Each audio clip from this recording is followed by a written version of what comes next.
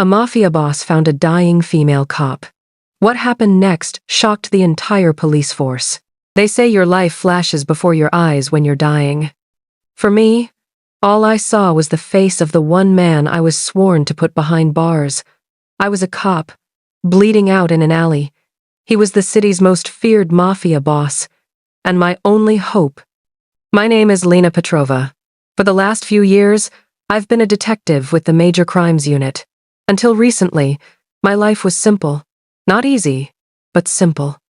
It ran on 3 things: lukewarm coffee, mountains of paperwork, and the bone-deep belief that the law was the only thing separating us from total chaos. My partner, Sergeant Rick Donnelly, a guy with 20 years and a bad back on me, liked to say I had a crusader complex. He wasn't wrong. My crusade had a name: Dante Moretti. Moretti wasn't just another criminal. He was a city-wide institution. The Moretti crime family had its fingers in everything, from the docks to the unions, and I suspected places a lot higher than anyone wanted to admit. Dante took over from his father, but where the old man was a sledgehammer, Dante was a scalpel. He was a ghost. His hands were never dirty. His name was only ever spoken in whispers. For 2 years, he was my obsession. I studied his family, his associates, his patterns. I knew the make of his armored car, the brand of espresso he drank, and that he was a widower who, by all accounts, had adored his late wife. This wasn't just a job for me. My dad was a beat cop, a good man who believed in the system. He died of a heart attack years ago, but my mom always said the stress of the job is what really killed him. The frustration of seeing men like Moretti operate with total impunity while good people got hurt. For me, taking down Dante wasn't just about justice. It was for my father. It was about proving the good guys could win. Just once. Decisively. Rick warned me that making a case personal was dangerous, that it made you reckless. I told him passion is what makes you a good detective. I was about to find out how wrong I was. The tip came on a Tuesday, an anonymous, distorted voice on a burner phone, but the intel was solid gold. A rogue faction inside the Moretti organization was moving a massive shipment of illegal arms. The meet was that night, at a derelict warehouse by the shipyards. The caller claimed Dante's ambitious underboss, a ruthless guy named Marco Vescovi, was making a power play behind Dante's back. This was it. This was the chance to intercept a huge deal, maybe flip one of Marco's guys, and finally get to Dante. My gut screamed it was too good to be true. Rick's gut screamed it even louder. "Lena, it's a setup," he said, his face a roadmap of worry. "The shipyards are a black hole. No cameras, no witnesses. We do this by the book. Warrants, surveillance, the whole team." But I was deaf to caution. This felt like my one and only shot. I argued that by the time we cut through all that red tape, the guns would be long gone. I guess I wore him down. We agreed to do a preliminary drive-by, just to scout it out. No engagement, a stupid compromise. We got to the shipyards just after 10 p.m.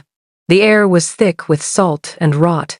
The warehouse was a dark skeleton against a bruised purple sky. We killed the engine a block away. It was quiet. Too quiet. "I don't like this," Rick whispered, his hand on his weapon. Then, a flicker of light from an alley next to the warehouse. A figure waving us forward. "Protocol says you wait for backup. Protocol says you don't walk into the dark." But my crusade had blinded me. I thought it was our contact. I told Rick to cover me and I got out of the car. I walked toward the alley, my heart pounding, my hand on my gun. I called out, "Police, show yourself!" The figure slipped back into the shadows. I followed. The second I rounded the corner, my world just exploded. It wasn't an arms deal. It was an ambush. 2 men appeared out of the crushing dark. I didn't even have time to draw my weapon before a lead pipe hit my ribs from behind. The blow stole my breath and sent me sprawling onto the grimy asphalt. I heard a gunshot, a single deafening crack, and the squeal of our car's tires. They'd taken Rick. Blinding pain erupted in my side as one of them kicked me. I tasted blood.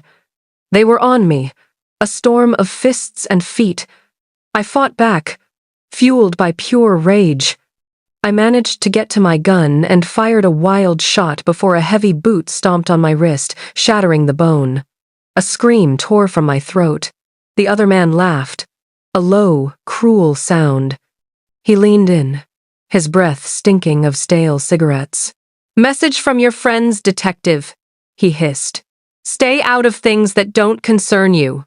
The final blow came from the first man. A sharp, searing pain in my gut. He'd stabbed me. I felt the warmth of my own blood spreading through my shirt. Their footsteps faded, leaving me in the suffocating silence. My world started to blur and go dark at the edges. My last thought was a bitter one. Rick was right. This was how it ended. Not in a blaze of glory, but bleeding on a pile of garbage. Betrayed. I don't know how long I lay there. Time just dissolved into a fog of pain and creeping cold. The distant sirens I thought I'd heard were gone. I was alone.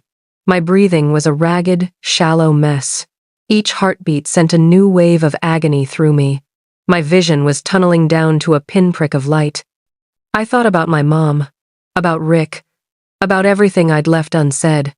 And then, a shadow fell over me. Footsteps. Slow, deliberate, expensive shoes on dirty pavement. They stopped right beside me. I forced my eyes to focus, to see the face of my killer coming back to finish the job. But it wasn't one of the thugs. It was Dante Moretti. He stood there, silhouetted against the dim light of the alley. Dressed in a perfectly tailored black suit, not a hair out of place. He looked down at me, his face an unreadable mask, but his eyes had a flicker of something I couldn't place. Not pity. It was recognition. "Officer Petrova," he said. His voice was a low, gravelly baritone I'd only heard on surveillance tapes. It was calmer, deeper, in person. I tried to say his name, to spit it at him like a curse, but all that came out was a wet cough and a fresh splash of red on my lips. He crouched down with the grace of a predator. He glanced at the wound in my side, then back at my face. I expected him to smirk, to gloat about how he'd finally beaten me. Instead, he just watched me, his expression hardening. For a long moment, the only sound was my own failing breath. I was dying at the feet of my sworn enemy. The irony was so thick you could choke on it. Then he did something that shattered my entire world. He reached out and gently moved a blood-soaked strand of hair from my face. His fingers were surprisingly warm against my cold skin. He pulled out his phone. "Silas," he said, his voice sharp, full of authority. "Bring the car around to the north alley off Pier 4. No questions. And call Dr. Almasi. Tell him it's a code black. My location. Now." He hung up and looked back at me. "You're a fool for coming here alone, officer," he said. "Not with malice, just stating a fact." He shrugged off his expensive suit jacket and draped it over me. It was heavy and smelled faintly of cedar and something else, clean and masculine. "Don't die on me, Petrova. I won't have you bleeding out in my suit." That was the last thing I heard before everything went black. I woke up to the smell of antiseptic and the soft beep of a heart monitor. For a second, I thought I was in a hospital, that Moretti had just dumped me at the ER. But this room, it was different. The walls were soft cream. The sheets had a thread count higher than my monthly salary, and the window showed a breathtaking view of the city skyline from what had to be a penthouse. I was in a gilded cage. My abdomen was tightly bandaged, a dull ache radiating from the wound. My wrist was in a cast. I was alive, and I owed my life to Dante Moretti. The thought made me sick. He was sitting in a leather armchair in the corner, reading a thick book. He didn't look like a mob boss. He looked like a professor. He glanced up, his dark eyes meeting mine, and closed the book. "Welcome back," he said simply. "Where am I?" I rasped, my throat raw. "My home, and my guest," he replied, pouring a glass of water. He helped me sit up so I could drink. The simple kindness was so disorienting, so totally at odds with the monster I'd built in my head. I didn't know what to do. "Why?" I finally managed to ask, my voice trembling with weakness and rage. "Why save me?" He looked at me, a long, searching gaze. "My doctor is very skilled. He says the blade missed any major organs. You were lucky, but you lost a lot of blood." "That's not what I asked," I pushed. Dante walked to the window, his back to me. "In my world, there are rules, lines that aren't crossed. What Marco did, attacking a cop, leaving her to die, it was sloppy, dishonorable. It brings unnecessary heat. It was an insult to me." He turned back. "And besides," he added, a wry, almost invisible smile on his lips, "who would I match wits with if you were gone? Our little game is the most interesting thing in my life." The sheer nerve of it stunned me into silence.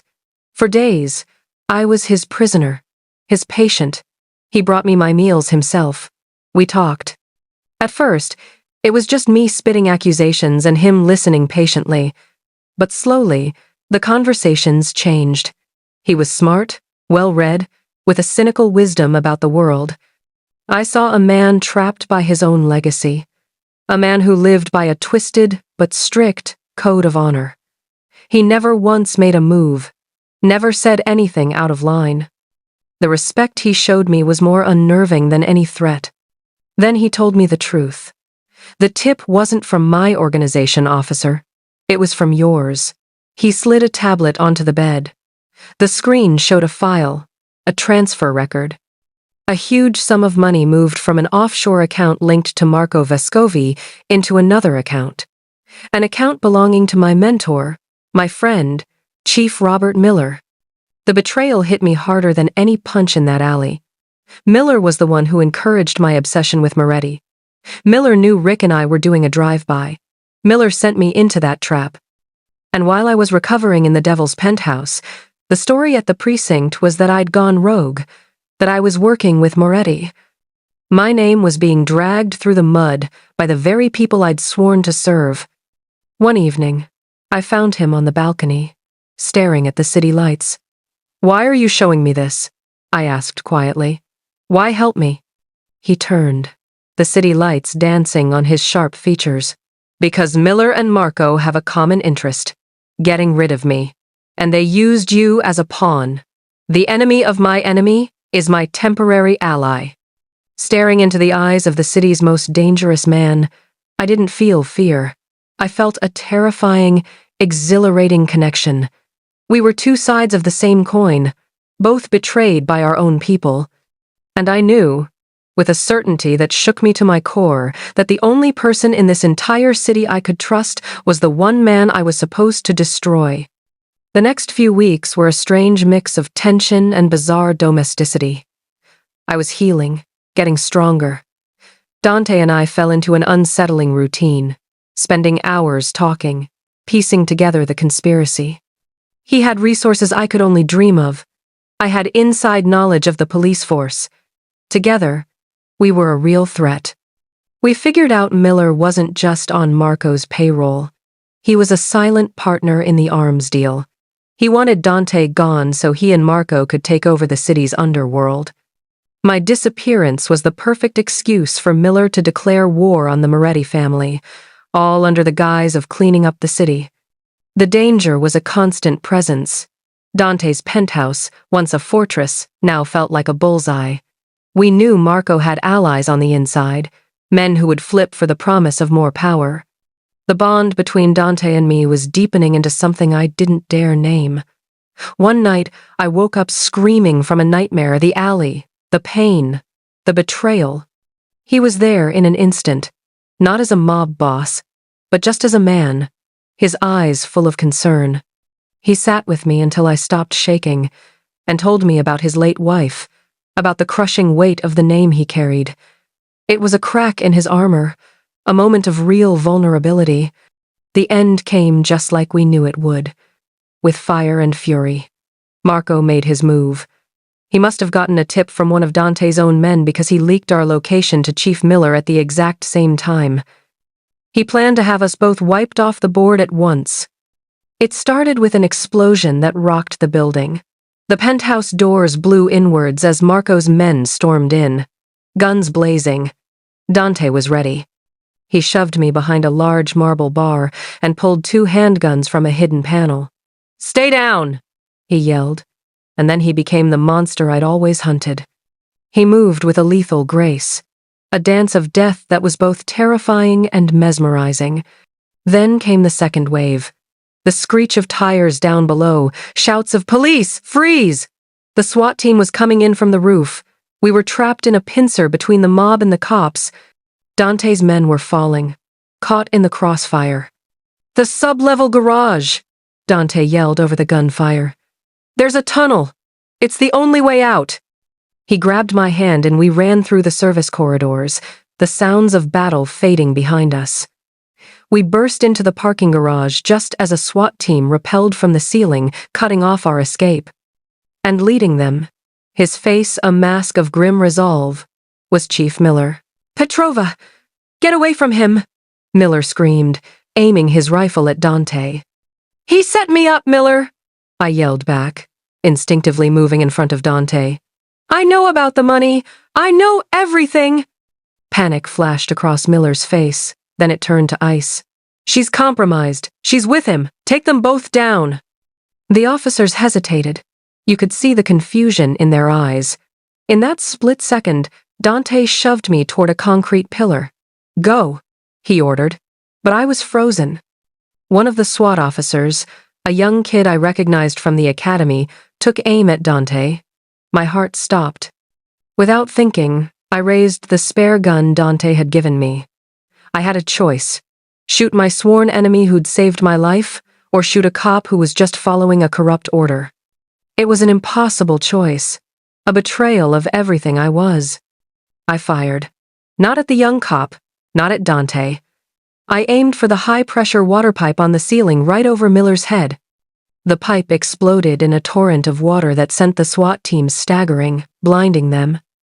Dante didn't waste it. He grabbed me, and we plunged into the darkness of the service tunnel, the chaos fading behind us. We came out blocks away, soaked, bruised, and gasping for air in a cold maintenance corridor. The adrenaline faded, and the crushing weight of what I'd done hit me. I had chosen. I'd fired on police officers to save a mafia don. There was no going back. My career, my life as I knew it, was over. I was a fugitive, branded a traitor by the very system I had dedicated my life to. Dante led me to a nondescript safe house, a grimy little apartment above a closed butcher shop. It was a world away from his penthouse. This was a place for survival, not luxury. He found a first aid kit and gently checked me for new injuries. The silence in the room was deafening. "You saved my life back there," he said quietly, his voice raspy. He looked at me, his eyes dark and intense. "Why?" "I don't know," I whispered, and it was the honest-to-God truth. "Maybe. You were right. It'd be a shame to end our game so soon." A ghost of a smile touched his lips. He finished patching a cut on my arm, his hand lingering for a moment too long. The space between us crackled with an energy that had nothing to do with the gunfight. It was weeks of shared secrets, of forced closeness, of seeing the man behind the monster. "My organization is in chaos," he said, pulling away and pacing the small room. "Marco is making his play. Miller has the entire police force hunting us. We're completely alone." I looked at him, the feared Dante Moretti, a king without his kingdom, and I wasn't afraid. "Not alone," I said, my voice stronger than I expected. "You and me. We're going to expose them. We're going to take down all of them. Your people and mine." He stopped pacing and just stared at me. He saw that I meant it. In that moment, we weren't a cop and a mob boss anymore. We weren't enemies. We were partners. Our old lives are gone, burned to ash in the chaos of that night. We're something new now, forged in betrayal and bound by a common enemy. We are ghosts, moving through the city's underbelly, hunted by both the law and the lawless. Our goal is simple: survive and get retribution. We're going to dismantle the corrupt empire Miller and Marco are trying to build, using Dante's knowledge of the underworld and my knowledge of the police. I don't know what our future holds. There's no happily ever after on a path like this. But for the first time in a long time, I feel like I'm fighting for real justice, not just some illusion of it.